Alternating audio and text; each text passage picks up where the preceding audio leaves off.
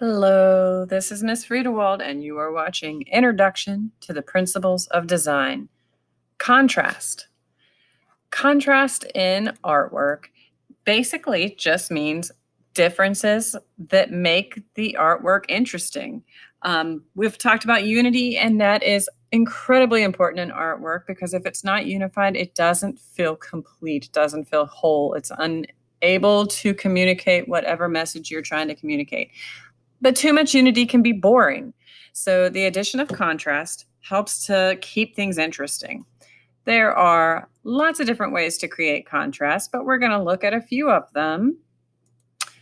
Contrasting colors. So using your elements of art, kind of like the opposites in elements of art, can be a way to create a visual interest through contrast. So in this example, we have pretty contrasting colors. Blue and that orangey yellow. Blue and orange are completely opposite on the color wheel, and therefore they're called complementary colors. And what that means is that they have as little in common with each other as they can possibly have, which means they make each other look bolder, more intense. And so, again, we have this kind of yellowy orange paired against this almost violety blue, which makes it stand out.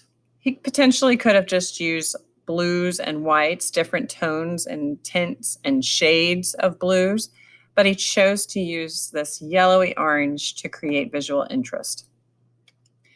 Value contrast. Value refers to the lightness or darkness of an object. So if you have really dark black paired next to a solid white, that can be a very dramatic contrasting effect. In this example, we have texture contrast.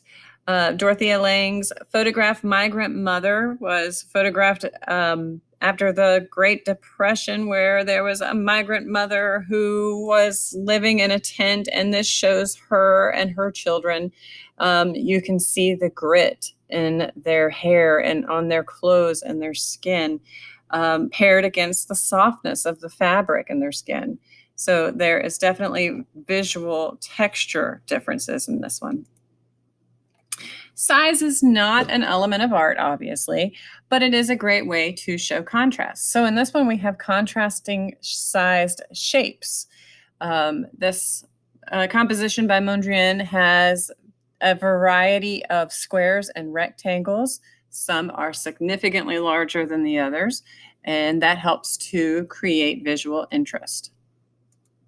So it is your turn to practice identifying contrasting elements. So take a moment to look at the following images and identify what elements you see that are contrasting.